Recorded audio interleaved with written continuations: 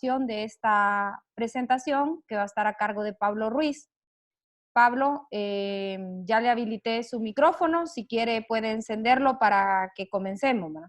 Para ponerlo en contexto, estos son jóvenes estudiantes de líderes universitarios de Euroclima y hay algunos incluso de Conecta que se unieron a este proceso formativo porque el anterior ya había iniciado y se unieron con este grupo.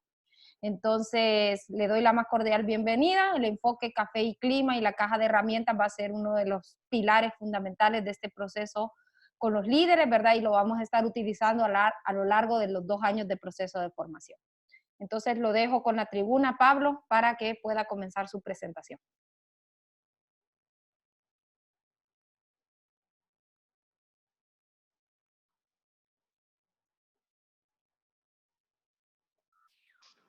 Buenas tardes a todos y a todas. Muchas gracias primero al ICAFE por el espacio, ¿verdad? Por darnos la oportunidad de compartir un poquito las experiencias que hemos tomado con la iniciativa de Café y Clima. Yo soy Pablo Ruiz, soy cogerente de la fundación en la oficina de Centroamérica. Desde la oficina de Centroamérica vemos nuestros proyectos en Guatemala, Honduras y El Salvador. Y bueno, en esta jornada hemos preparado una serie de materiales para que primero conozcan un poquito de la iniciativa de Café y Clima, por qué lo estamos haciendo, qué queremos llegar a alcanzar y en conjunto con mis colegas, pues ir abordando mejor qué son las amenazas climáticas, qué son los impactos, cómo podemos identificarlos y cuáles son algunas opciones para poder abordar este tema de cambio climático y también conceptos como la variabilidad climática, ¿verdad? Entonces, me van a acompañar también mis colegas Javier Rivas, él es el coordinador de los proyectos de clima de la Fundación, y van a estar interactuando también con Gerson López y con Previn Valdivieso, que son extensionistas de la Fundación y que han estado básicamente validando todas estas herramientas y todas estas metodologías en campo. Pasando a, bueno, la fundación es una fundación que fue iniciada por la familia Neumann, ¿sí? Y básicamente fue creada como una plataforma sin fines de lucro para que ayude al sector de café a buscar obtener la sostenibilidad, ¿verdad? Y como todos sabemos, es una sostenibilidad que es tanto económica como ambiental y social, ¿verdad? Entonces, la fundación fue creada como esa plataforma que no tiene una plataforma comercial. Nosotros no le desarrollamos cadenas comerciales al Grupo Neumann. Si en algunas zonas se da la opción y los grupos lo escogen, pueden comercializar con el Grupo Neumann, pero si no, son libres de hacerlo. ¿Y por qué creó el Grupo Neumann una fundación? Bueno, son una familia que ha estado a lo largo de la cadena de café involucrada en la comercialización y entienden que sobre todo los pequeños productores, ¿sí?, se enfrentan a demasiados retos. ¿Por qué? Porque básicamente vemos que probablemente en el mundo hay más de 17 millones de productores de café. De esos, la base de la pirámide básicamente son más de 10 millones de fincas, pero lamentablemente no producen más allá del 30% de la producción mundial de café, ¿sí? Mientras que otros pequeños productores de países que están en condiciones tecnológicas un poco más avanzadas, pues pueden obtener ciertas mejores condiciones en productividad y por eso ustedes cuando ven que avanzamos en la base de la pirámide, encontramos a pequeñas fincas de Vietnam, de Colombia y de Brasil que ya llegan a tener una participación importante en la producción. Es decir, tenemos realmente esa oportunidad de alcanzar a mejorar las condiciones de vida de estos productores de la base y de subirlos en la base de la pirámide para poder realmente ser más productivos y más rentables, ¿verdad? Y bueno, básicamente este tema de la base de la pirámide nos lleva a poder identificar diferentes retos que se enfrentan los productores y las productoras de café. Uno es el tema de la rentabilidad, ¿verdad? Que va muy ligado a las áreas productivas de café, que va muy ligado a la parte de buenas prácticas agrícolas, de poder tener materiales que sean productivos también, ¿verdad?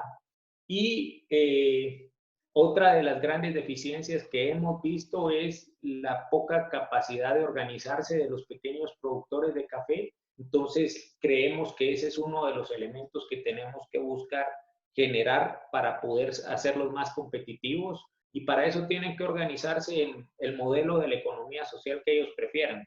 Pueden ser cooperativas, pueden ser asociaciones, pueden ser empresas asociativas. Básicamente hay una gama de oportunidades que es justamente el espíritu de la fundación y de otras organizaciones como el ICAFE mismo, ayudar a los productores a analizar cuál modelo es el que más les conviene. El otro tema que nos preocupa mucho como fundación es el tema de juventud, porque realmente todos sabemos que los jóvenes se quieren involucrar muy poco ya en el tema de la caficultura, ¿verdad? Y básicamente, así como los cafetales están envejeciendo, los caficultores mismos están envejeciendo y sus hijos realmente no están queriendo hacer este empalme generacional, ¿verdad? Y el cuarto pilar que vemos que es necesario abordar es el tema de cambio climático, ¿sí? Y para eso la Fundación ha promovido la iniciativa de Café y Clima desde el 2010. Es una iniciativa público y privada que lo que busca realmente es que los productores puedan tener una mejor capacidad de respuesta, ¿sí? Para responder frente al tema de cambio climático. Y para eso necesitábamos cambiar ya ese lenguaje complejo del cambio climático hacia las acciones, hacia poder identificar qué significan altas temperaturas, qué significan bajas temperaturas también para el cultivo de café, qué significan sequías, ¿sí? Y qué significa básicamente todas esas amenazas climáticas en términos de impactos para las familias, pero también para el cultivo mismo, ¿sí? Y es necesario entenderlo, pero no solamente entenderlo y quedárnoslo para nosotros como organización, sino llevar ese conocimiento para que toda la comunidad caficultora pueda adaptarse y mitigar el cambio climático. Y es importante poder generar ese intercambio de conocimientos, y a través de esos intercambios hemos dado a diferentes cooperativas, ayudando al ICAFE a que vayamos identificando cuáles son prácticas de agricultura climáticamente inteligente que permitan que el café pueda seguir realmente produciéndose, y sobre todo a motivar ese empoderamiento local y desarrollar la capacidad adaptativa de esas familias. ¿Por qué Café y Clima? Bueno, primero es una plataforma que une afortunadamente al sector privado, es decir, es financiada por el sector privado y por el sector público, ¿sí? Entonces tenemos diferentes empresas, por citarles algunas, Starbucks, Lavazza, Chivo, financian esta iniciativa, pero por otro lado tenemos fondos públicos también, ¿sí? Que están financiando la generación de conocimiento, la GIZ, la cooperación sueca. Recientemente tenemos un proyecto en conjunto que va a generar más información para la plataforma de Café y Clima, que es un proyecto en conjunto financiado por Euroclima con el ICAFE, donde queremos justamente entender mejor el cambio climático, generar mejor conocimiento y realmente llevarlo a una mayor escala. Después, porque realmente solo trabajando en conjunto vamos a hacer más eficiente y efectivo este trabajo, ¿sí? Porque el tema de cambio climático no lo podemos abordar solo, lo tenemos que abordar en conjunto con diferentes instituciones. ¿Por qué? Porque es un tema muy complejo, ¿sí? Es un tema que en el lenguaje que nos lo explican lo hace difícil de entender. Y entonces necesitamos bajar ese lenguaje para que podamos tomar mejores decisiones como caficultoras y como caficultores. Y básicamente porque también tenemos que ir identificando esas soluciones, y esas soluciones solo las vamos a encontrar trabajando de forma conjunta. Nuevamente, si volvemos a que el tema de cambio climático es complejo, lo decimos porque finalmente tenemos que pensar en el cambio climático en tres grandes ejes. Uno es lo que es en realidad el cambio climático en sí, que son los cambios de temperatura y de precipitación en el largo plazo. Es decir, que cuando estamos hablando de cambio climático, estamos comparando los promedios de 30 años, ¿sí? De temperatura y de precipitación, ¿sí? Para poder realmente determinar si la temperatura está cambiando o no de la situación actual, ¿sí? Luego, porque el cambio climático va a incidir en la variabilidad climática, que la variabilidad climática es algo que hemos tenido siempre, ¿sí? Muchos de ustedes han escuchado hablar del fenómeno del niño y de la niña, ¿sí? En el fenómeno del niño tenemos sequías, en el fenómeno de la niña tenemos exceso de lluvia, y esos eran fenómenos que ya existían antes del cambio climático, que realmente empezamos a hablar de eso en los 90, ¿no? Pero lo que viene a ser el cambio climático es que esos fenómenos del niño y de la niña sean más extremos, es decir, los niños sequías más extremos de temperatura y por el otro lado las niñas pueden llegar a tener básicamente exceso de lluvia y también temperaturas mucho más bajas, ¿verdad? Es decir, nos genera una presión sobre esos eventos que ya nos generaban problemas para hacerlos pues básicamente más intensos. Y por otro lado, por eventos extremos, ¿sí? Eventos extremos como los huracanes, donde básicamente el cambio climático lo que va a generar es que estos eventos extremos puedan llegar a ser probablemente más frecuentes y más intensos, ¿sí? Si nos vamos a ubicar a las zonas cafetaleras de Honduras, bueno, hay temperaturas y precipitaciones medias que deberían de tenerse para que el cultivo de café se pueda desarrollar idealmente. Esas temperaturas son temperaturas entre los 18 y 22 grados centígrados y precipitaciones entre los 1200 y los 1800 milímetros. ¿Qué nos hace pensar esto? Nos hace pensar en diferentes zonas cafetaleras, porque ustedes se dan cuenta que Honduras y la zona centroamericana tienen muchos microclimas, ¿no? Zonas donde tenemos temperaturas bajas y precipitaciones que están justo en el borde de lo requerido por el café, como La Paz, por ejemplo, pero que justamente llega a tener, por esa baja temperatura, unas condiciones de calidad muy buenas. Por otro lado, zonas probablemente como Lancho, que tienen temperaturas mayores, pero igual una precipitación baja, ¿verdad? O zonas que tienen mucha distribución de lluvia, por ejemplo, algunas zonas de Copán, ¿sí? Capucas, por ejemplo, pudiera ser un ejemplo donde ustedes tienen buena precipitación y temperaturas bajas. O por el otro lado, zonas como La Fe, donde tenemos una buena precipitación, pero temperaturas altas, ¿sí?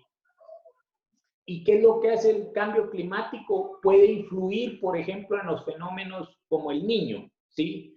¿Y qué es lo que va a hacer en el fenómeno del Niño, que es producido por la variabilidad climática? Nos va a mover esos medias de temperatura y de precipitación, ¿sí? Un niño, como hablábamos, nos incrementa la temperatura y nos disminuye la precipitación. Es decir, las zonas como La Paz, Marcala, pueden llegar a tener temperaturas más altas, pero con menos agua de la que necesita el café. Olancho puede llegar a tener temperaturas sustancialmente más altas de las que tiene normalmente y vemos que también con menos agua. Entonces, estas zonas durante el fenómeno del Niño se ven realmente afectadas. Por otro lado, zonas como Copán, probablemente la zona de Corquín nuevamente no se vea tan afectada. ¿Por qué? Porque vemos que disminuye un poco la precipitación, es decir, de 1800 pasa tal vez a 1600, ¿sí? Nos deja todavía en un rango bastante aceptable de lo que necesita el café y ese incremento de temperatura tampoco lo saca realmente de sus rangos óptimos, ¿verdad? Y por otro lado, podemos tener zonas como el lago de Yohoa, que durante un fenómeno del Niño, pues básicamente la precipitación no va a variar tanto, pero sí la temperatura puede aumentar y esos incrementos de temperatura pueden tener impactos en la calidad de café y también en aborto de flores, ¿sí? Básicamente, el café es una máquina que está muy vinculada a la climatología, por así decirlo.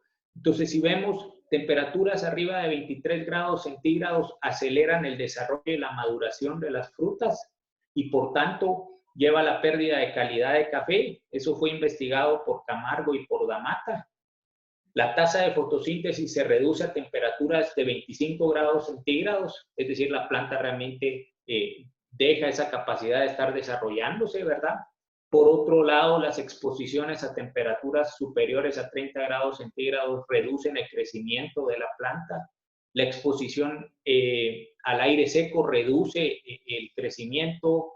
Altas temperaturas producen anormalidades en hojas, tallos y flores, ¿sí? Y temperaturas arriba de 34 grados centígrados causan aborto de flor y por otro lado reducen el desarrollo radicular de la planta, ¿verdad?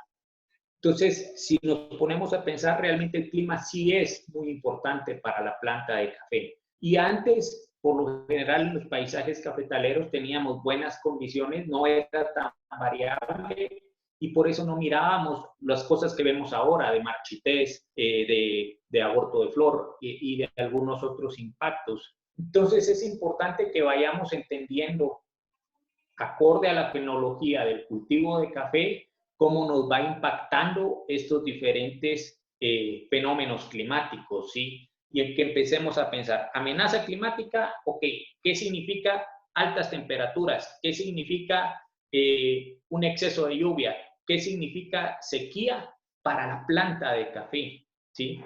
Entonces, mucha gente dice, una amenaza climática, las amenazas climáticas es la roya. No, la roya se desata como una consecuencia de una amenaza climática, que puede ser, por ejemplo, el exceso de lluvia, ¿sí? Que crea mucha humedad y eso básicamente produce que hay ataques de enfermedades.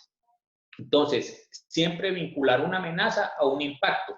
Entonces, van a tener acceso a este tipo de material, que es este calendario fenológico, donde ustedes van a poder ir identificando, ok, una sequía durante una etapa temprana, ¿qué me puede causar? ¿Sí? Por ejemplo, puede llegar a generar menos nudos formados, y si llega a generar menos nudos y menos yemas, eso obviamente me va a impactar en el siguiente año, probablemente en la cosecha, ¿sí? Una sequía durante la época lluviosa, pues me retrasa todas mis labores fitosanitarias y de manejo de fertilización también. Altas temperaturas durante la etapa de floración, por ejemplo, pues justamente causa ese aborto de flor, o una sequía durante la etapa de llenado de frutos, pues lo que hace es que tengamos una baja granulometría. Entonces, realmente este ejercicio lo que pretende es que ustedes vayan identificando amenazas y qué impactos me pueden crear.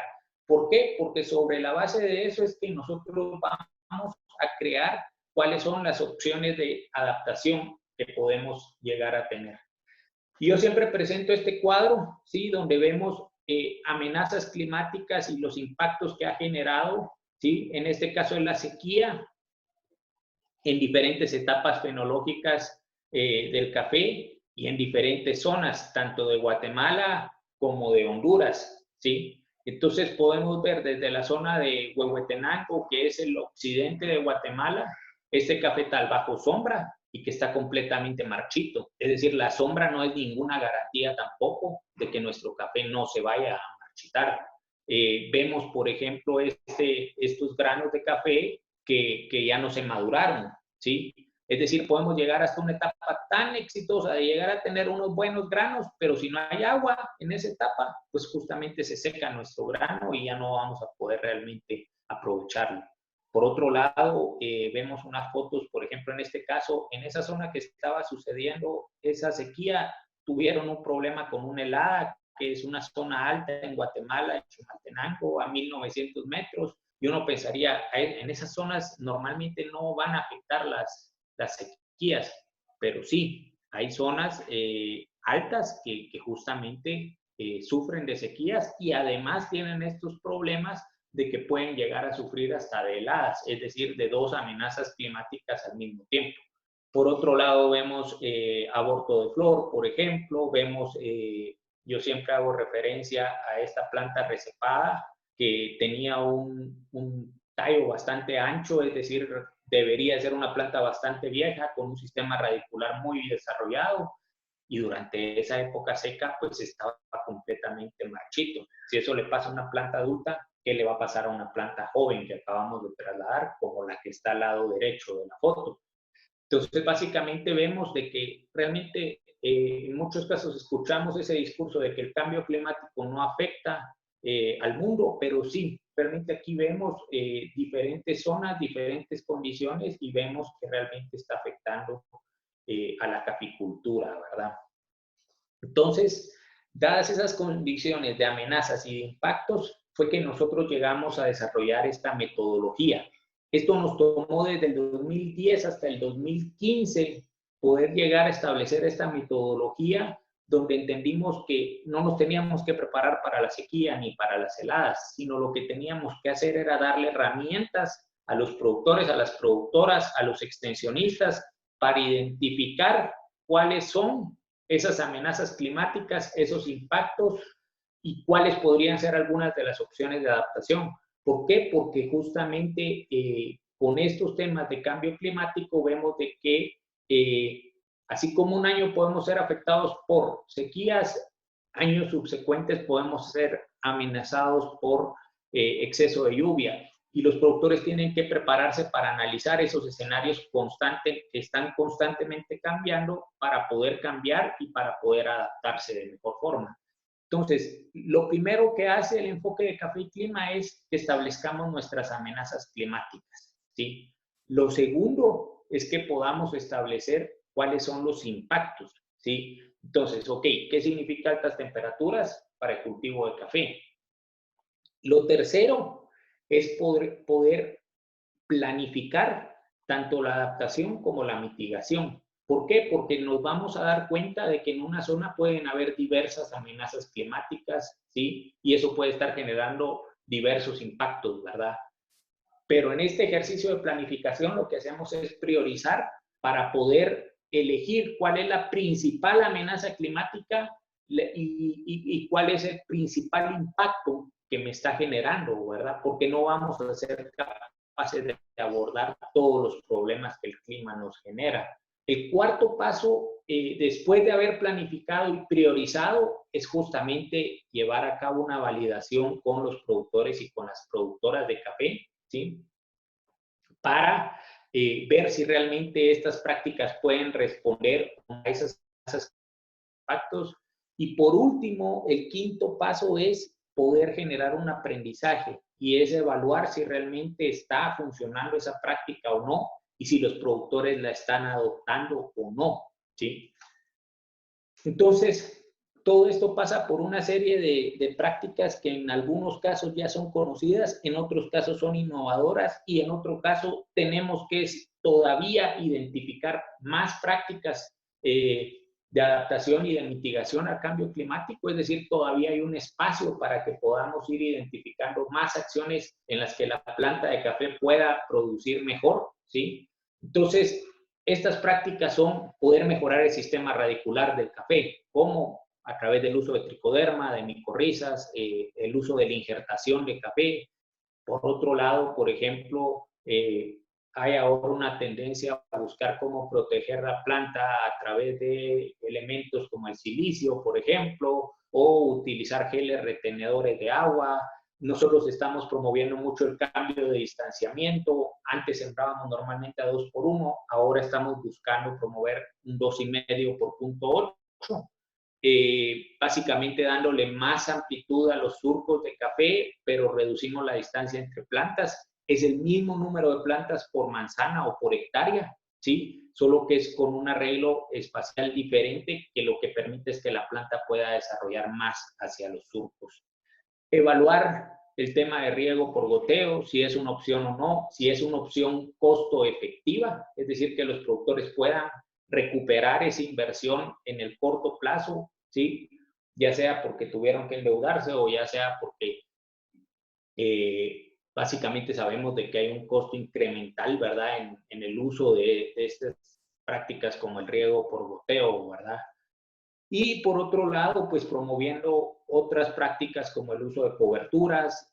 No estamos casados con una sola cobertura. Creemos que lo que es importante es evaluar cuál cobertura le brinda los mejores servicios al café. Y por servicios me refiero a ayudar a que la planta de café mantenga una mejor humedad en el suelo, ¿sí?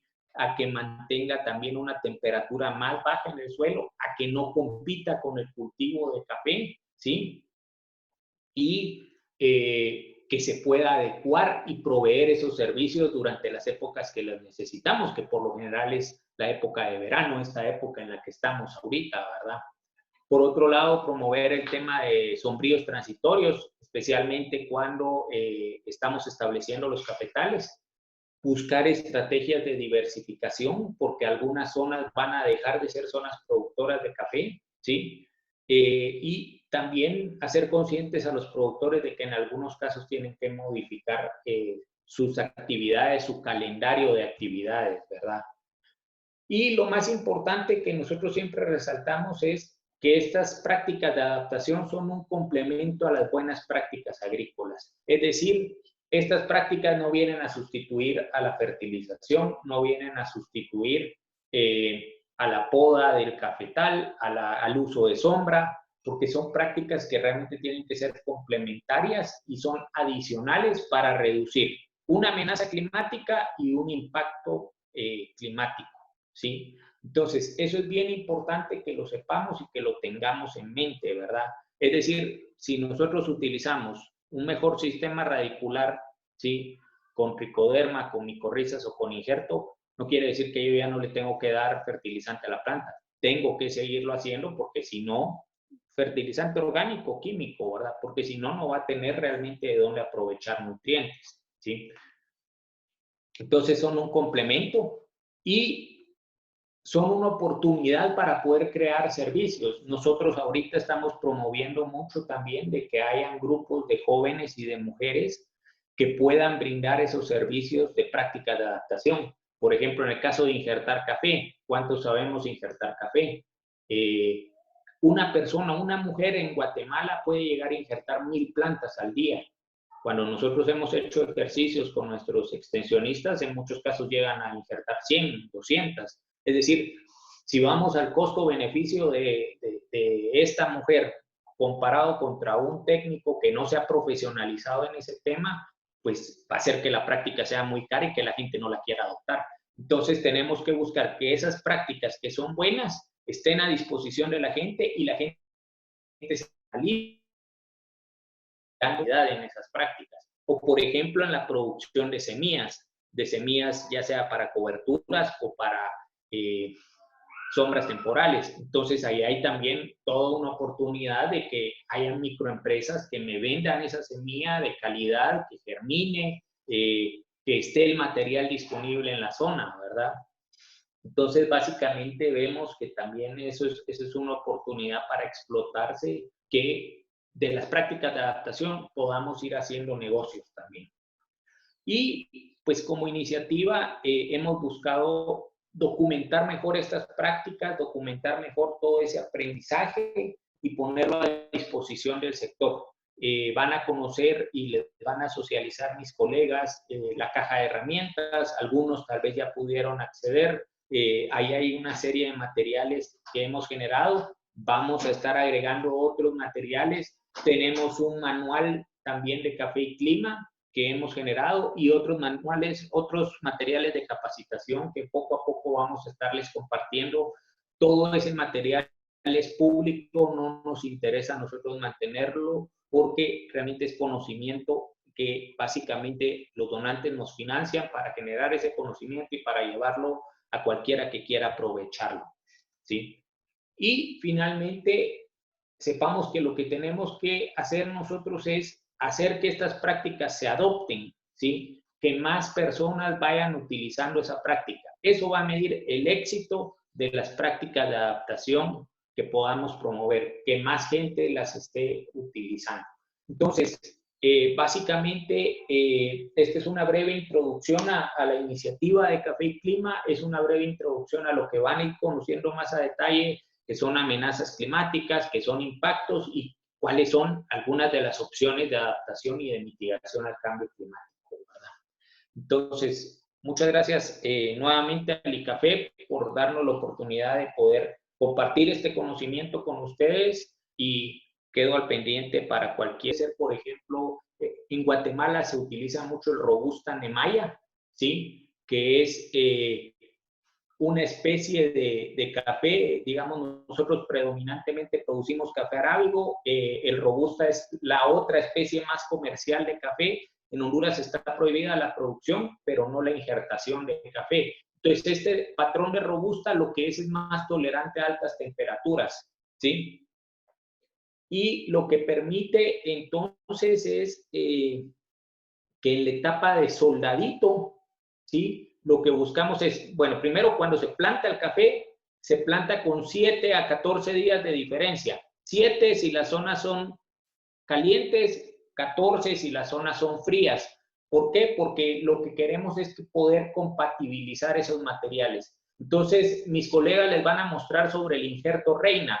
Entonces, el injerto reina se hace justo en la etapa de soldadito y lo que se toma es la planta, digamos. El patrón va a tener probablemente 70 días de germinación y el aéreo va a tener 60 días de haber germinado. Tiene que estar todavía en fosforito, ¿sí? Entonces, justamente se ponen las plantas, se usa un parafilm para poder ajustarlo y que no le entre agua y se pudra. Y básicamente a las semanas ese parafilm se deshace y la planta ya está perfectamente injertada, ¿verdad? Y continúa su etapa de desarrollo. Se trabaja muy poco la parte de injertar plantas adultas. Sí se puede hacer, pero hay que tener el cuidado de que sea de la parte de plagiotrópica de la planta, es decir, sea de una bandola, sea de uno de los ejes. Preguntan, pero esto lo hacen, como te decía, realmente lo tradicional es de semilla y no de una planta adulta de café. Y si se fuera a hacer de una planta adulta, se tiene que seleccionar que sea no de una de las bandolas. Sobre por qué está prohibido el Robusta, bueno, la prohibición de Robusta viene mucho por cuestiones de proteger la calidad de café. Honduras hace muchos años, hace varias décadas probablemente, decidió apostarle a los arábigos predominantemente, ¿verdad? Robusta es lo que se produce en países como Vietnam y básicamente el café soluble viene del café Robusta, ¿verdad? Es un café de menor calidad, pero con una productividad muy alta, ¿sí? Tiene también características de que necesita un poco más de agua que los arábigos, pero tolera más temperaturas. Es decir, si el café arábigo está en un promedio de 18 a 22 grados centígrados, el café Robusta está entre unos 20 a 24 grados, ¿sí? Ay, Johnny Alberto está haciendo una pregunta. Pablo, sí, importante creo yo dejarle claro a los muchachos de que el trabajo cascada que van a estar haciendo, porque cada uno de ellos va a tener mínimo 10 productores de su zona asignados, ¿verdad? Entonces, que ese trabajo cascada que ellos van a estar haciendo, siempre les he dicho, los técnicos de café están a su disposición, digamos, para desarrollar capacitaciones en la comunidad con esos productores, porque ustedes crean que hay que afianzar un tema, pero la gente de la fundación, los técnicos de la fundación también van a estar a disponibilidad para que podamos desarrollar esas réplicas, ¿verdad? El ICAFE tiene el presupuesto para desarrollar esa réplica y solo es de coordinarnos bien, ya sea con el técnico del ICAFE o con el técnico de la fundación para llevar a cabo la capacitación, ¿verdad? O el trabajo de réplica que vamos a estar haciendo. Parece que Johnny ya colocó su pregunta. Pablo, ¿qué ventajas existen con tomar este tipo de actividad? Bueno, la ventaja es justamente mantenerse en la producción de café, ¿verdad? ¿Por qué? Porque las sequías nos afectan, nos bajan la productividad y nos afectan en la calidad. Entonces, básicamente, el poder implementar estas prácticas lo que nos permite es ser más resilientes a las sequías, ser más resilientes a las altas temperaturas, porque justamente estamos buscando que el café o tenga el microclima para poder producir bien o que tenga las características, ¿verdad? La planta para poder mantenerse frente a estas amenazas climáticas aún capaz de producir. Axel pregunta por qué en la presentación no se habla sobre el análisis de suelo como medida de adaptación al cambio climático. No lo incluyo como una medida de adaptación porque es una buena práctica agrícola. Entonces, yo les hablaba cuando les presenté las prácticas de adaptación sobre la necesidad de seguir cumpliendo las buenas prácticas agrícolas. El análisis de suelos es una buena práctica agrícola que debemos de seguirla haciendo siempre. Y puede tomar el contexto de una práctica de adaptación en el caso de, por ejemplo, aquellos productores que sobrefertilizan. Eso lo que llega a causar para el tema de clima es mayores emisiones. En el tema de mitigación, mayores emisiones es un problema porque estamos causando mayor contaminación. Entonces, el análisis de suelo podría ayudar a reducir la cantidad de fertilizante hacia una etapa óptima, ¿verdad? Y entonces que no tengamos que podamos producir la misma cantidad, pero con una dosis adecuada de fertilizante, ¿verdad?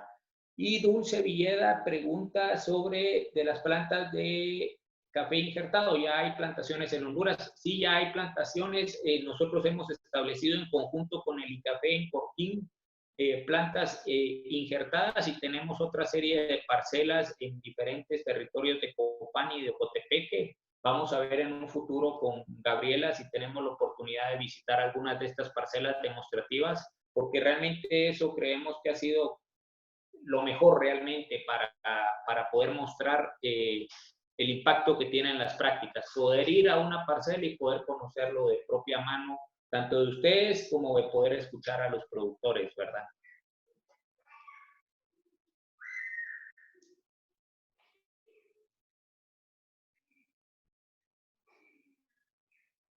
Fue lo que presentó Pablo hace un momento, que fue nuestro inicio como proyecto, ahí fue donde empezamos a realmente desarrollar capacidades y poco a poco pues yo les voy a ir explicando cómo se van generando los resultados y pues alguna de las preguntas que ustedes realizaron son muy buenas. Me hubiera gustado pues tener un poquito de tiempo ahorita para ajustar algunas dudas que ustedes tenían, pero voy a encontrar ahí las presentaciones para ir abordando más ciertos temas, ¿verdad? Como es el tema de la injertación, un poquito de variedades, el tema de los análisis de suelo, que como dijo Pablo, pues son buenas prácticas agrícolas y nosotros las vemos como ya parte de un paquete que un productor debería estar realizando, ¿verdad? Entonces, pues para iniciar, les voy a dejar ahorita con el colega Gerson López. Él es el técnico en Honduras que está realizando toda la validación de prácticas y es la persona pues que está en contacto más con los productores. Así que le dejo pues la palabra a él y vamos a ir pasando eh, las diapositivas. Cualquier duda pues las dejamos como lo hicimos con Pablo, que se vayan acumulando para el final y las vamos respondiendo.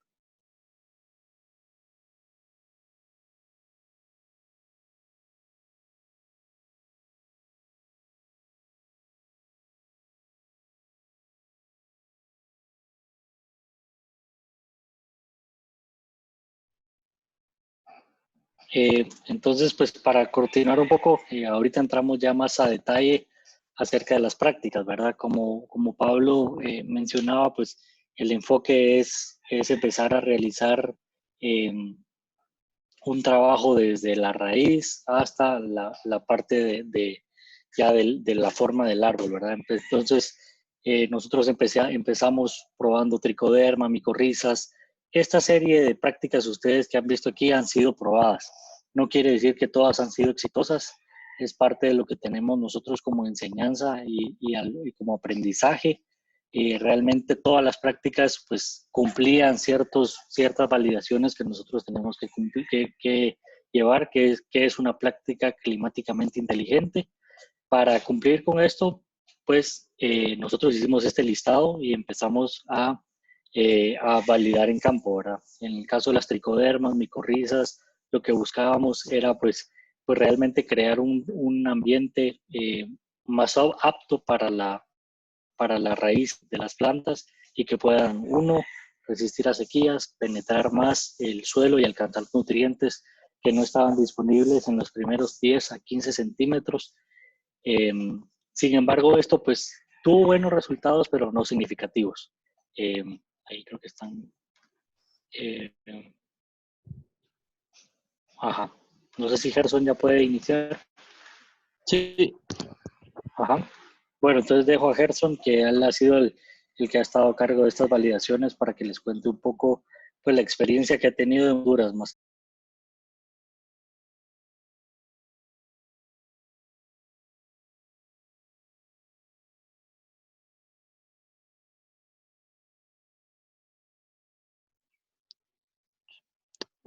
hola, buenas tardes a todos. No sé si me escuchan. Muy bien, adelante, Gerson.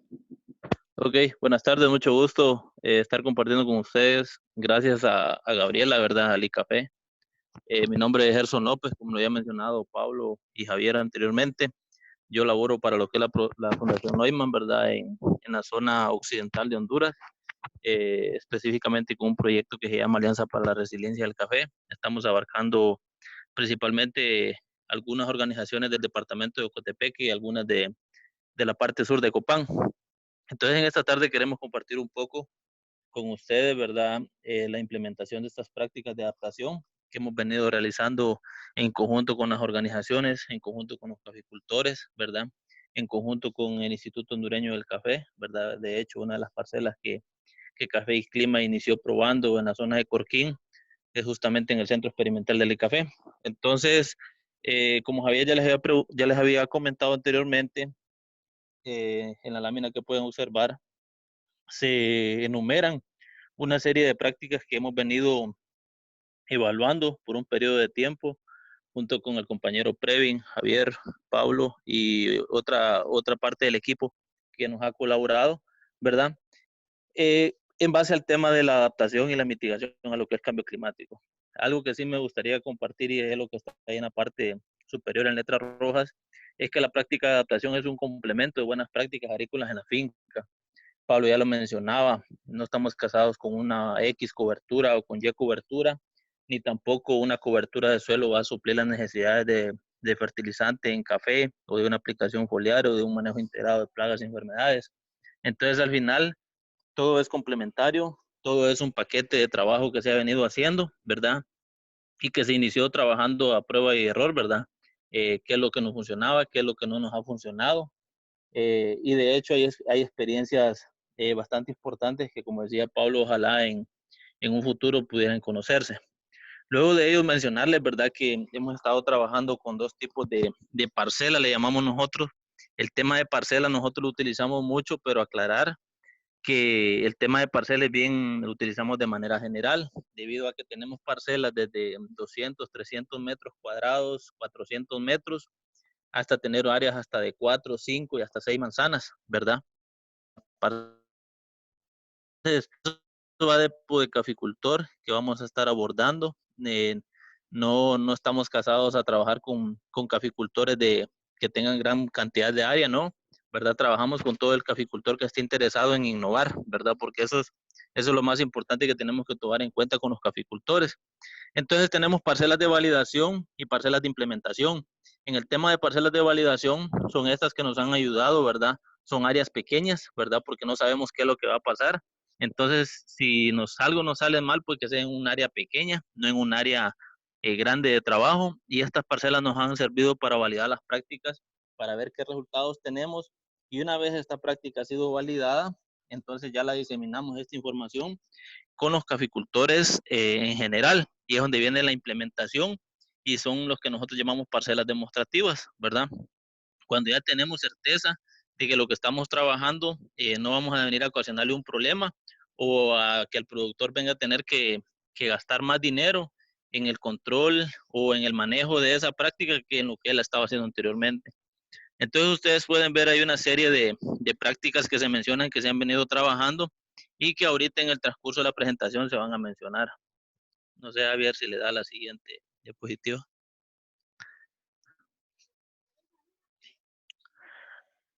Eh, una de las principales prácticas de adaptación que nosotros hemos estado trabajando son los distanciamientos de siembra. El distanciamiento de siembra es bien importante, ¿verdad? Mencionarlo y recalcarlo. Por lo general, aquí en el occidente de Honduras, que es la zona que nosotros principalmente abordamos, ha existido una cultura del caficultor de sembrar 4.000 hasta 5.000 plantas por manzana y de hecho yo conocí una finca de un señor que tenía 7.000 plantas por manzana, ¿verdad? Entonces, el mejoramiento genético de variedades, como decía la ingeniera Gabriela, ¿verdad? Lo van a ver en otra presentación, pero este mejoramiento genético ha estado a la orden del día. Ahí hablaban, por ejemplo, la variedad Parainema, que es una variedad altamente productiva, ¿verdad? Pero también tenemos que tomar en cuenta que estas variedades, así como producen más, necesitan un mayor espacio. Entonces, el cambio de distanciamiento que nosotros hemos venido utilizando y hemos venido implementando ha sido un distanciamiento de 2.5 por 0.8 metros entre plantas. Mucha gente nos dice, ¿y este distanciamiento dónde se lo han inventado? Y no es que lo hemos inventado, no que, por ejemplo, los institutos de café, en este caso en Honduras, el ICAFE, y en Guatemala, el ANACAFE, ¿verdad? Ellos han estado evaluando estos distanciamientos de siembra. Y, por ejemplo, yo leí el manual que tiene el ingeniero Arnold Pineda del ICAFE y nos decía, los mejores resultados que hemos encontrado van en distanciamientos de 2.5 por 0.8, 2.5 por 0.9 y hasta 1 metro, ¿verdad? Entonces nosotros hemos estado evaluando este distanciamiento de siembra y creo que es una de las prácticas que más ha aceptado el caficultor. Y con esto no estamos saliéndonos de los parámetros que nos recomienda el Instituto Hondureño de Café, que va entre los 2.800, 2.900 plantas por manzana hasta las 3.500. Básicamente lo que hacemos con este distanciamiento es acortar el espacio entre planta y ampliar el espacio entre surco. Entonces al final vamos a tener las mismas 3.500 plantas por manzana que nos está recomendando. ¿Y qué es lo que vamos buscando? Bueno, tener un mejor desarrollo foliar de la planta, ¿verdad? Que tenga una mayor entrada de luz y de aire. Esto es bien importante para el tema de manejo de plagas y enfermedades. Por ejemplo, una finca que esté muy cerca, que esté muy tupida, como nosotros decimos, en época de lluvia, la humedad que se mantiene ahí durante el día es mayor y esto es esencial para el desarrollo de muchas enfermedades. La maduración más uniforme, esto viene a tener un impacto en la calidad del grano, ¿verdad? Porque esto tiene una mejor maduración, una mejor concentración de azúcares. También esperamos una mayor producción porque tenemos un mayor desarrollo de bandola.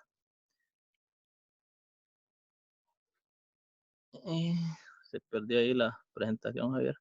Y la otra opción que nos presenta es la opción de incorporar una cobertura de suelo.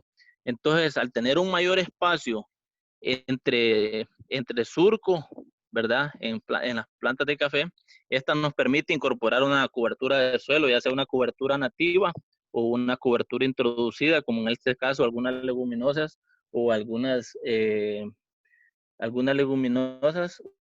A mí, continuación. Siguiente.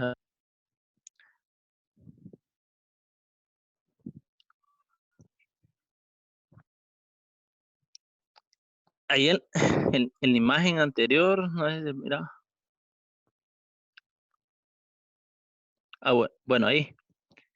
Ahí, por ejemplo, ¿verdad? Vemos una parcela, ¿verdad? Donde se realizó el trazo, ¿verdad? Toda la parte que está con enmienda, ¿verdad? Todo eso blanco que se ve con enmienda, es una enmienda que se ha aplicado al suelo, ¿verdad? Primeramente, como el compañero que preguntó por los análisis de suelo, partimos de un análisis de suelo para luego la incorporación de una enmienda al suelo. Y ustedes pueden ver ahí la distancia que entre el distancia que hay entre las calles es bastante amplio, ¿verdad? Es de 2.5 metros y luego las plantas se van incorporando cada 80 centímetros. Siguiente, Javier.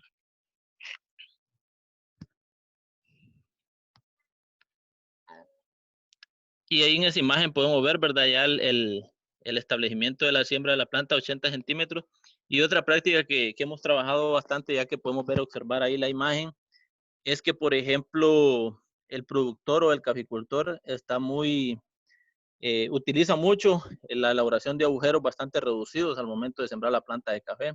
Entonces, esas condiciones que existen en el suelo, hay suelos muy compactados y que esa planta tiene que ir a luchar por su desarrollo radicular.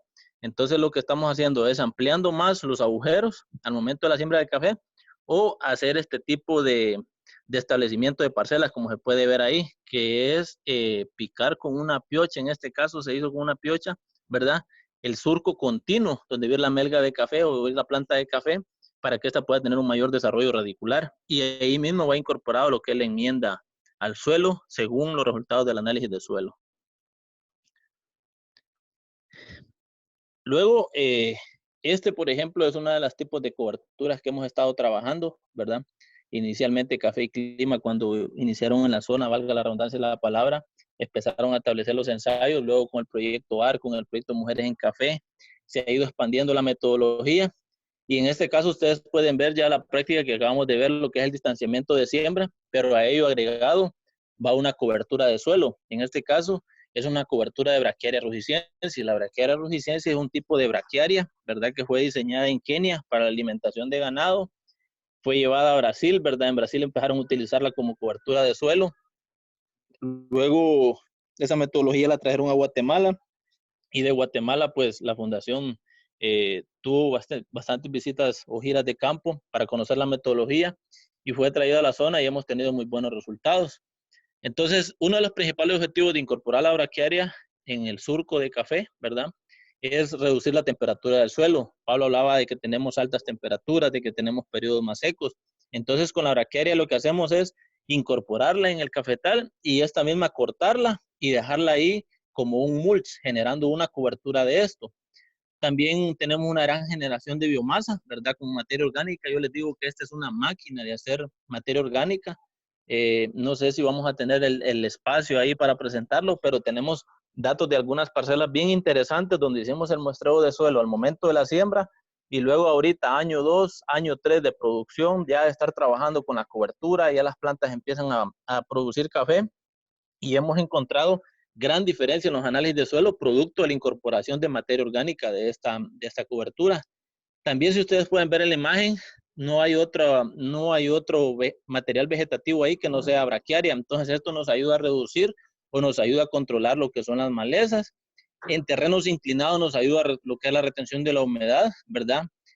Por ende, de la incorporación de materia orgánica mejora el desarrollo de la microbiología y de la fauna que existe en el suelo. Y también reduce la erosión de los suelos, ¿verdad? Y como ustedes pueden ver en la fotografía, son algunos compañeros, estas prácticas, estas parcelas demostrativas se han estado monitoreando cada 3 meses para llevar un registro continuo en cuanto al crecimiento de la planta, en cuanto a la generación de biomasa, y una vez que entren a producción las plantas de café o la parcela demostrativa, también se evalúa para ver este sistema, qué tan conveniente es utilizarlo para un caficultor o no. Y el otro tema que es bien importante que hemos estado monitoreando es el tema del libro de campo, que nosotros le llamamos, que el libro de campo es monitorear el tema costo-beneficio. Bueno, ¿cuánto me cuesta esta práctica? ¿Cuánto estoy gastando en controlar cuánto un sistema tradicional? Porque al final vamos a llevar una tecnología al productor donde él tenga que gastar más por la implementación de esto. La siguiente, a ver. Y pues esta es otra imagen, ¿verdad? Esto es básicamente lo que estamos buscando. Ahí vemos en la fotografía, este es un productor de la zona de Cunce, San Marcos, pertenece a la cooperativa Cocorevistol, se llama Wilfredo Solórzano. Fue una de las primeras parcelas demostrativas que se establecieron y todo ese pasto que se ve amarillo ahí que él tiene es un pasto que ya tenía alrededor de unos 8 o 10 días después del corte y todo eso está incorporado en el suelo, primero generando el mulch y luego convirtiéndose en una materia orgánica en micronutrientes disponibles para la planta. Esta es otra parcela, junto con la de Wilfredo, fueron de las primeras parcelas demostrativas que se establecieron en la zona, también es de un productor de la cooperativa Cocorevistol. El nombre de él es Freddy Pinto. Esa es una variedad Icatú, ¿verdad? Tiene un distanciamiento de 2.5 por 0.8 metros entre plantas. Y ahí pueden ver en el suelo todo lo que se mira amarillo, la incorporación de la braquiaria, ¿verdad? Y esa parcela en ese año era su año 2, ahorita ya está en año 5 de producción. La siguiente, Javier.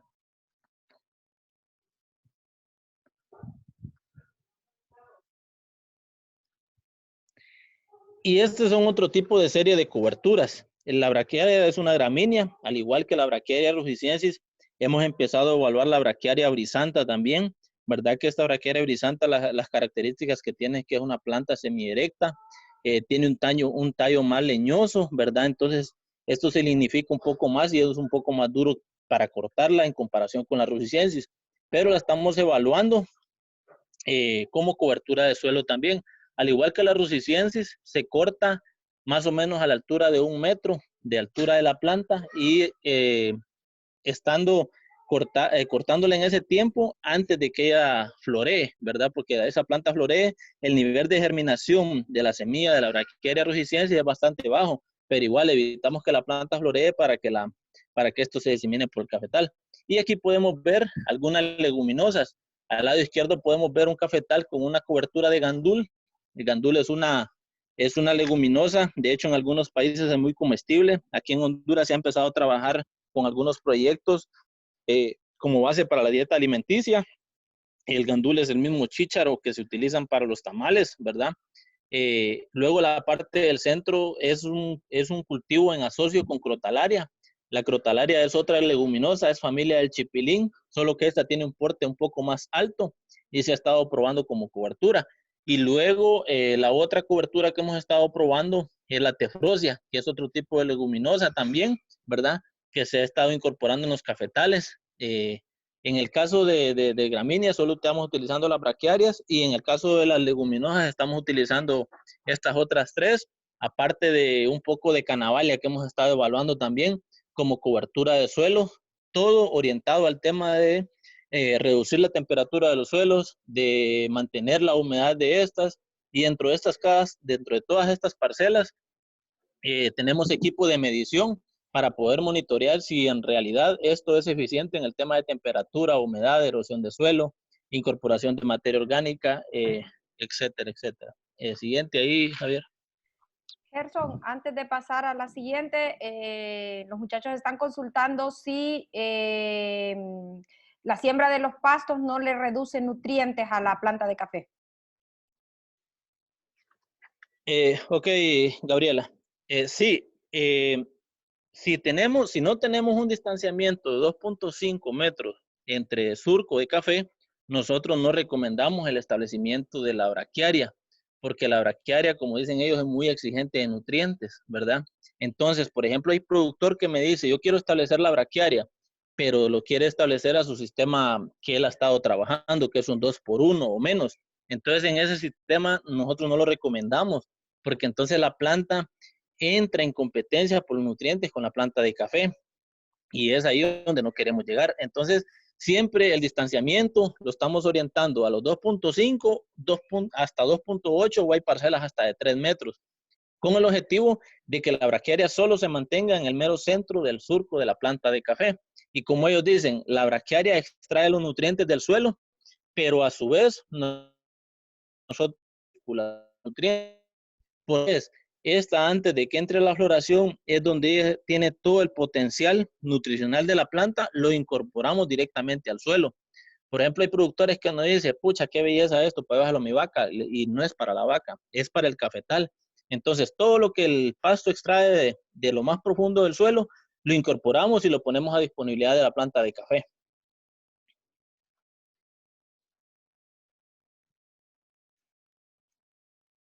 No sé si estamos ahí, Gabriela. Perfecto, ahí estamos bien. Otra cosa, Gerson, que es importante aclararle a los muchachos, que esas son, la siembra de coberturas es para parcelas que vienen iniciando, ¿verdad? Que están a pleno sol o que vienen de establecerse en suelos degradados, ¿verdad? Entonces, por eso el distanciamiento de siembra es fundamental, ¿verdad? Parcelas que ya tienen sombra y sombra alta, lo correcto es conservar la sombra. De acuerdo, muy de acuerdo. Luego siguiendo, ¿verdad? Con el tema de las coberturas de suelo que anteriormente se mostraban en las imágenes, aquí se muestra un gráfico, ¿verdad?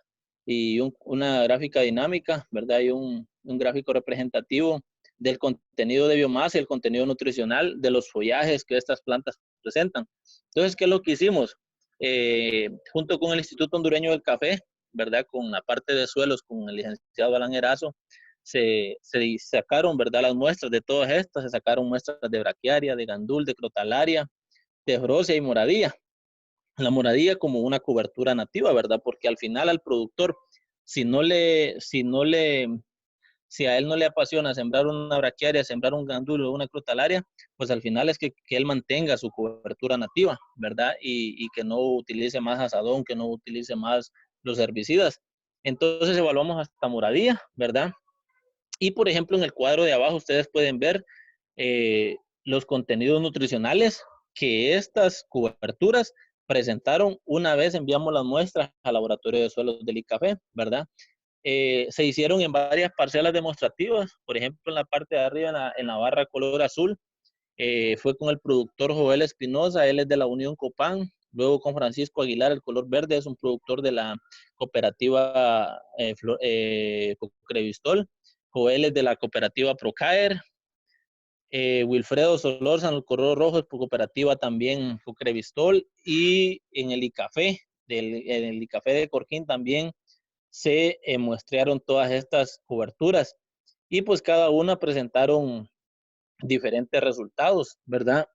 Podemos ver que donde Joel, por ejemplo, la braquiaria rugiciensis llegó a generar hasta 60 toneladas de materia verde al año. Esto distribuido entre 3 a 4 cortes. Y si vemos en la parcela donde Wilfredo llegó a generar un poquito más de 60 toneladas de materia verde al año de biomasa en este caso. Luego el gandul, si ustedes lo ven, generó un poquito menos, ¿verdad? Es esta como cobertura el gandul, no nos aporta mucha biomasa al suelo, que en este caso la evaluación fue de biomasa. Sí tiene gran impacto en la reducción de temperatura o mantenimiento de humedad. Luego la crotalaria, se puede observar también que en la parcela de Francisco Aguilar tuvo cerca de los 50 toneladas de biomasa de materia verde. Todo esto por manzana. Aquí hay algo bien importante que hay que mencionar. Si ustedes ven, el más alto es la Braquiaria rugiciensis, pero la Braquiaria rugiciensis tiene la característica que se le hacen de 3 a 4 cortes al año. Sin embargo, el gandul, la crotalaria y la tefrosia, incluso el girasol que aparece por último como cobertura, solo se les hace un corte. Entonces, la desventaja es que cada corte se tiene que volver a resembrar estas leguminosas, mientras que la braquiaria ya está establecida. Entonces, por eso la braquiaria se incrementa el contenido de biomasa en el año, ¿verdad? Y así podemos ver incluso la generación de la moradía. No fue mucha, pero igual nos estaba generando biomasa. En todas estas parcelas se establecieron estas comparaciones y podemos ver los resultados de cada una de ellas. Y por ejemplo, donde Joel Espinosa se evaluó el girasol también como una cobertura de suelo, ¿verdad? Generando alrededor de 30 toneladas de materia verde al año, ¿verdad? Lo único que es similar a las leguminosas, que esto en un corte, mientras que la braquiaria se establecieron de 3 a 4 cortes. Luego en el cuadro de abajo, ¿verdad? Podemos ver, esto fue un resultado de análisis de suelo que se envió. De ahí fue el comportamiento, ¿verdad? De los diferentes nutrientes que estas plantas nos presentan y que pueden estar disponibles para la planta de café. También así nos da el dato de libras de biomasa por metro cuadrado. Y por ejemplo, si nos vamos donde está la crotalaria, vemos que es más alto, ¿verdad? Más sin embargo, tiene la desventaja, como les decía, que eso es un solo corte. Mientras que la braquiaria, por ejemplo, en un corte, en una zona alta, creo que fue donde Joel, nos generó 13 libras de biomasa, pero eso lo multiplicamos por 4 cortes que esto se hace o 3 cortes al año. Y entonces ahí nos eleva el contenido de biomasa y nos mejora el contenido de materia orgánica del suelo. Y luego pueden observar los diferentes nutrientes que esto nos puede aportar en el café. La siguiente, Javier. Y luego aquí viene un poco el tema que consultó ahí uno de los compañeros, ¿verdad? El tema de la injertación, como Pablo lo decía, lo venimos buscando, lo venimos evaluando como una práctica de adaptación a lo que es el cambio climático. En el caso de Guatemala lo trabajan bastante, en el caso de Honduras es muy poco el trabajo, ¿verdad? Pero igual lo estamos evaluando a nivel de parcelas demostrativas. Hay, por ejemplo, la que se observa ahí, la parcela que se observa ahí al fondo del edificio del Instituto Hondureño del Café en Corquín, fue una de las primeras parcelas que fue establecida con café injertado. Y eso está injertado con un patrón de robusta nevaya y en la parte aérea está una variedad para Inema.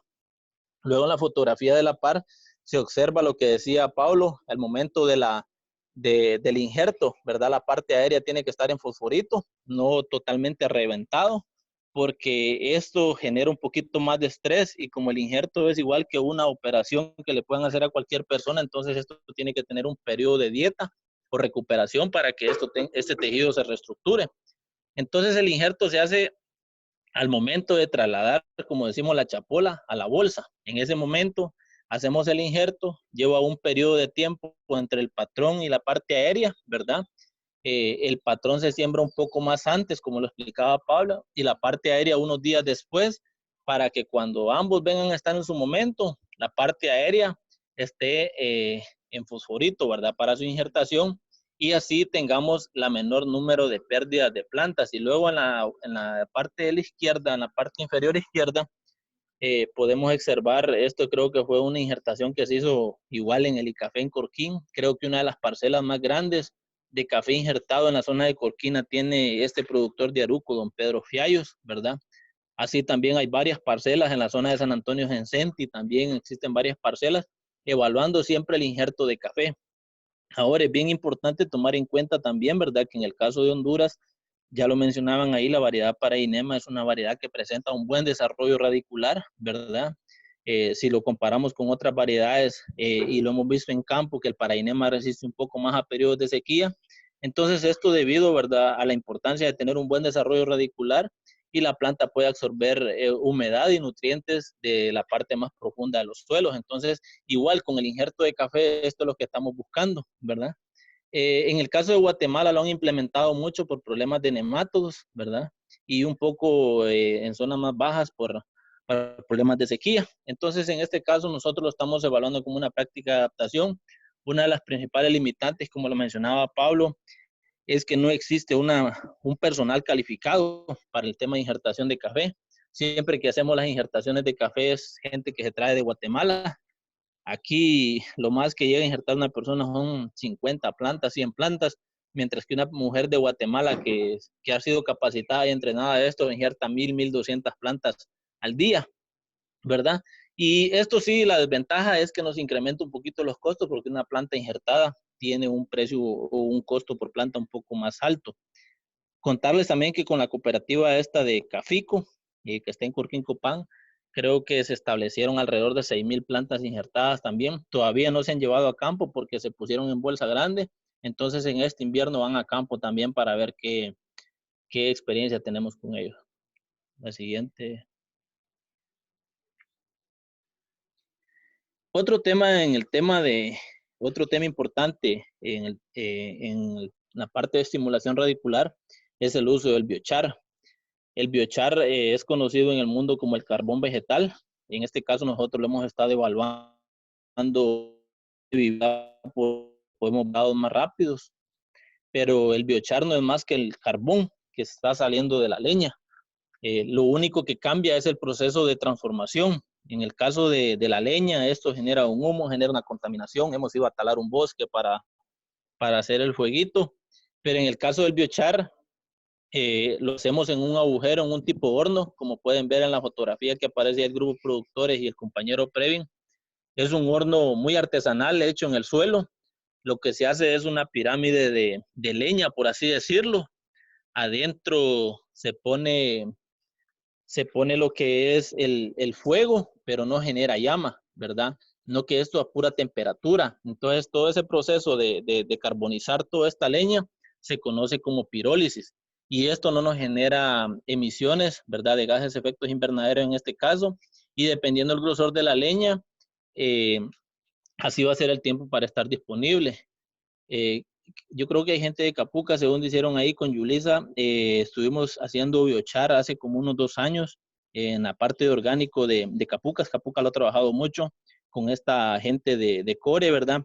Ellos incluso ya tienen un barril ya más diseñado para la elaboración de esto.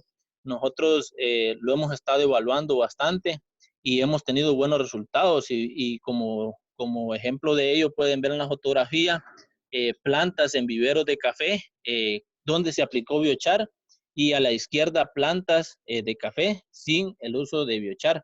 Entonces esto nos genera un mayor desarrollo radicular nos genera un mayor desarrollo foliar y la planta va más vigorosa, más potente directamente a campo. Este año hicimos una evaluación con una tesista de la Universidad Nacional de Agricultura en el tema de biochar. Lo hicimos en la empresa Aruco, ¿verdad? Establecimos 5 tratamientos de biochar, 2% de biochar, 4% de biochar, 6% de biochar, 8% y 10% respectivamente. Creo que el que se le aplicó un 8 y un 10% de biochar presentaron los mejores resultados. Si ustedes ven, es un carbón, como les decía, no es nada de otro mundo, por así decirlo, pero sí es importante conocer, ¿verdad?, cómo es el funcionamiento, cómo es la elaboración. En el caso de nosotros con los productores, por ejemplo, si miramos un productor que está haciendo manejo de sombra dentro del cafetal, ¿verdad?, y le decimos, ¿y qué va a hacer con esa leña? Bueno, una me la llevo y otra ahí se queda. Entonces, ese desperdicio que él ha generado ahí, lo utilizamos para generar el biochar y poder incorporarlo principalmente en la época de vivero, ¿verdad? Que es cuando la planta podemos ver los resultados más a corto plazo. Y también en la parte de arriba podemos ver un gráfico, ¿verdad? De la parte azul, ¿verdad? A lo que se le incorporó biochar, y la parte amarilla, lo que está sin biochar, en este caso el testigo, y vemos diferencias, ¿verdad? Tanto en el peso total de la planta, como en el peso foliar de la planta, así como en el peso de la raíz, y visualmente podemos ver ahí el desarrollo radicular de la planta también. Siguiente.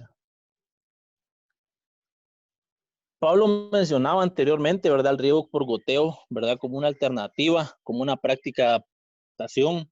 Esto es un tema que debemos de manejarlo muy con cuidado, ¿verdad?, porque en las zonas donde tenemos la disponibilidad del recurso agua, que en muchas zonas ya se ha escaseado, pues sería esencial la evaluación del riego por goteo, y principalmente por goteo porque nosotros estamos controlando la cantidad de agua que estamos aplicando a la planta.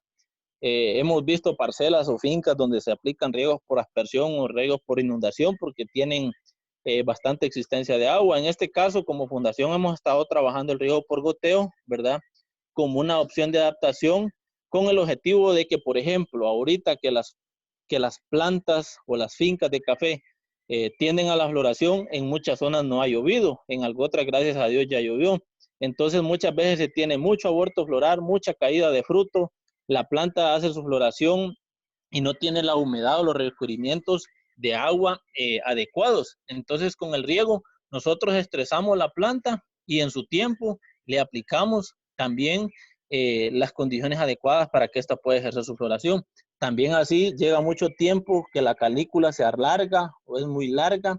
Es tiempo de hacer la fertilización en el cafetal, pero como no tenemos la humedad en el suelo, entonces no podemos realizar esta práctica de fertilización, o fertilizamos y no existe la humedad, tenemos la incertidumbre si va a llover o no va a llover. Entonces con el riego por goteo nos permite hacer esto, ¿verdad? En este caso es una parcela que estuvo ubicada en la zona de Santa Teresa, donde el compañero Previn. Las amenazas climáticas son las altas temperaturas y la sequía. Es una zona que es muy baja, apenas los 1000 metros sobre el nivel del mar. Hay una alta mortalidad de plantas. El estrés, o sea, un pobre desarrollo vegetativo y radicular de las plantas. Entonces se implementaron varias prácticas de adaptación, una de ellas es el riego por goteo, otra la sombra temporal de gandul. Es una variedad que es un catucayú amarillo, ¿verdad? Es un arábigo traído de Brasil. Se cambió el distanciamiento, no se utilizó el 2.5, sino que el 3 metros por 0.8 entre plantas, ¿verdad?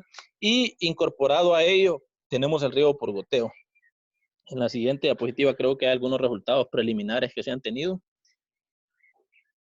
Y esto básicamente, que ustedes ven ahí en la parcela, aparte de esas prácticas que se mencionaron, cada 5 surcos de café está diversificado con un surco de aguacate en este caso.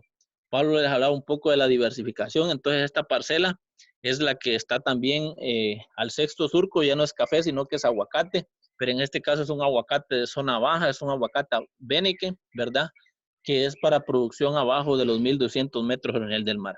Y en el cuadrito de abajo podemos ver los resultados de la parcela, esto ocasionado directamente creo que por el riego, ¿verdad?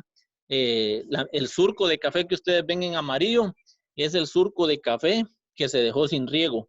Ese es el que nos ha ayudado a medir, ¿verdad?, a medir los rendimientos entre lo que se le aplicó riego y lo que no se le ha aplicado riego, ¿verdad?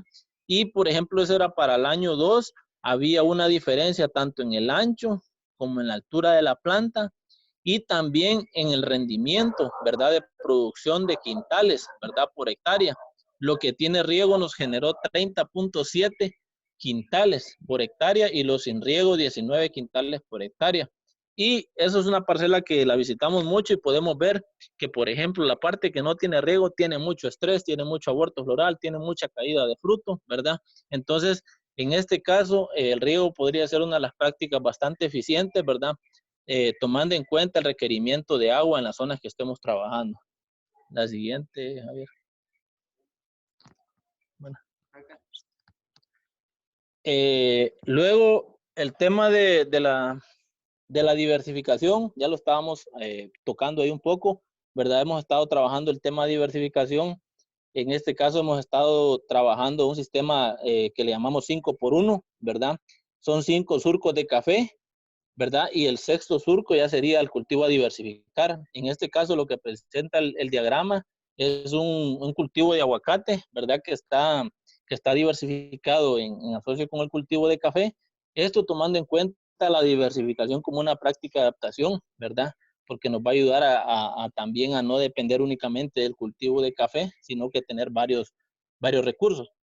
Por ejemplo, en la fotografía que se puede ver a la derecha, es una parcela establecida en la zona de San Antonio Sencenti, tiene 5 surcos de café y el sexto surco es limón persa, ¿verdad? Al igual que aguacate, en zonas más bajas, por ejemplo, el limón se está utilizando como una práctica de diversificación, así también el tema de plátano, ¿verdad? Se ha estado bastante trabajando y para el tema de seguridad alimentaria trabajar bastante el tema de maíz o frijol, que estos distanciamientos nos permite sembrar ese tipo de especies alimenticias, ¿verdad?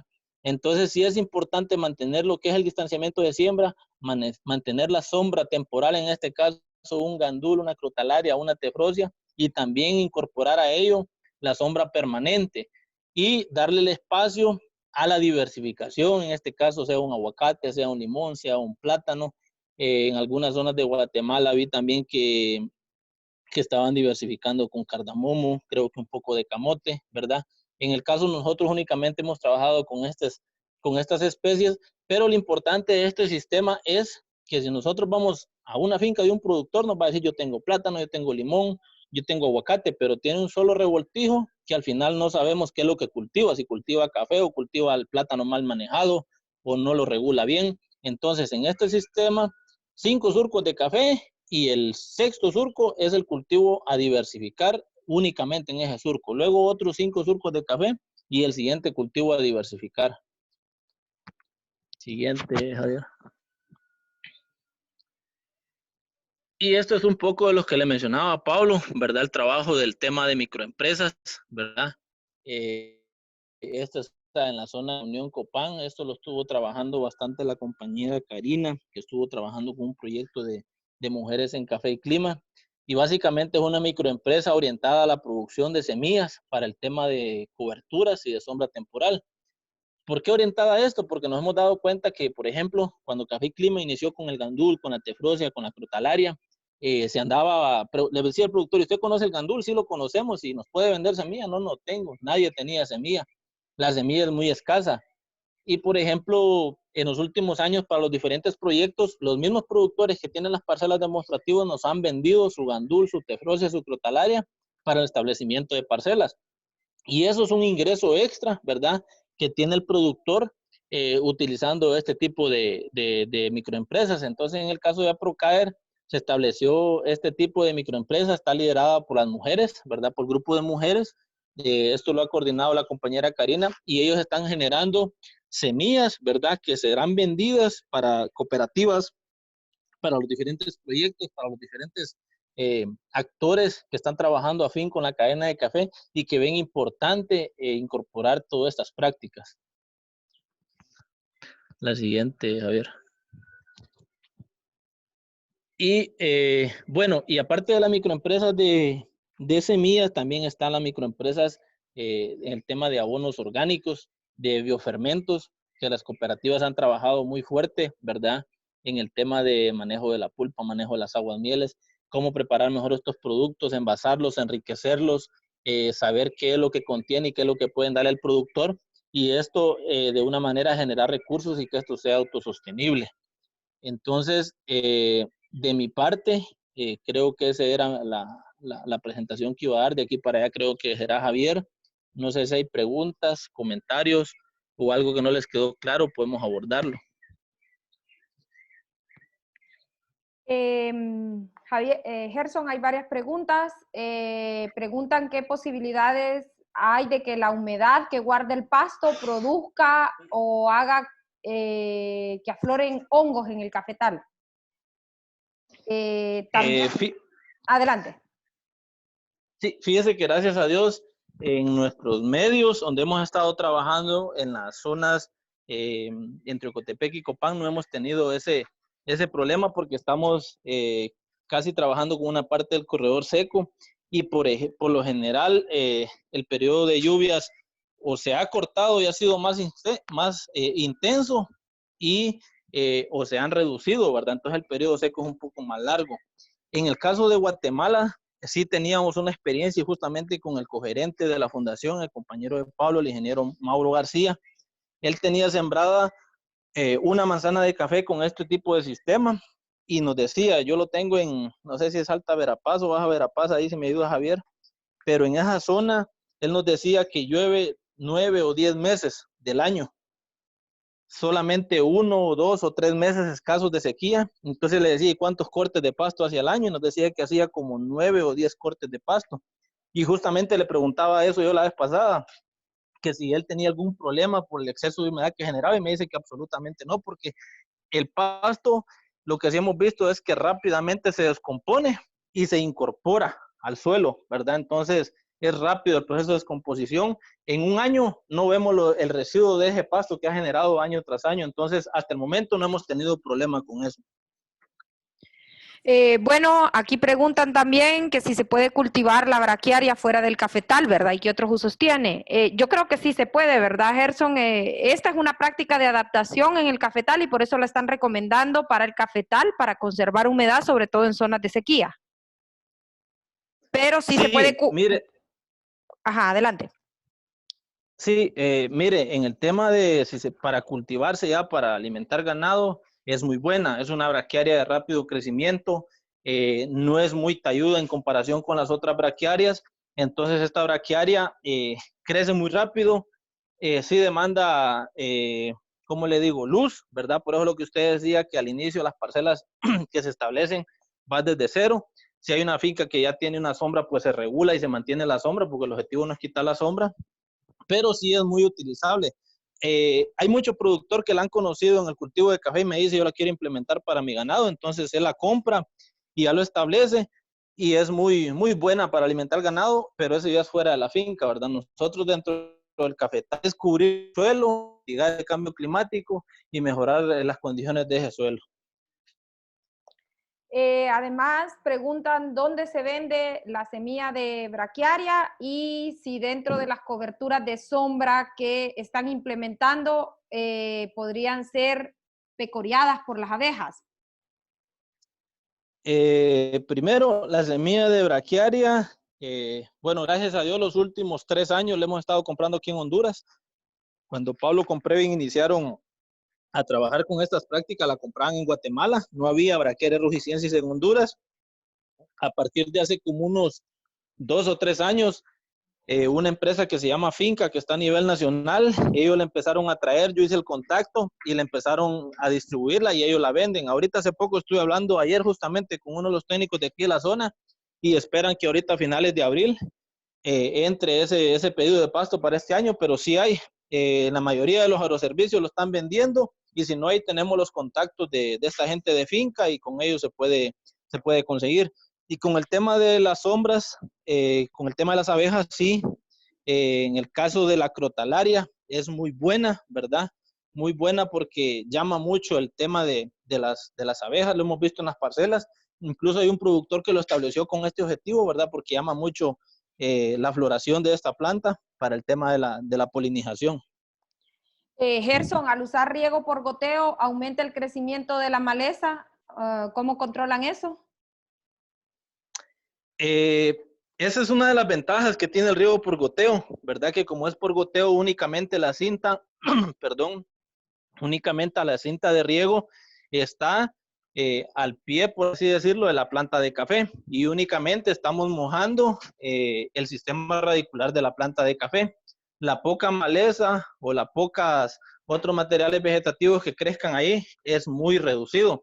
Mientras que, por ejemplo, con un riego por inundación, un riego por aspersión, baña todo el campo que nosotros tenemos y eso sí incrementa las malezas, por ejemplo, de la calle del café o del callejón, como decimos. Pero en el riego por goteo eso es lo que nos permite, ¿verdad? Que controlamos el riego y únicamente estamos regando al pie de la planta de café y es poca la maleza que ahí crece. Y la última pregunta, Gerson, ¿cuál es el distanciamiento de siembra con diversificación con limón persa? Y si la distancia también es recomendable entre planta y planta o solo entre calle.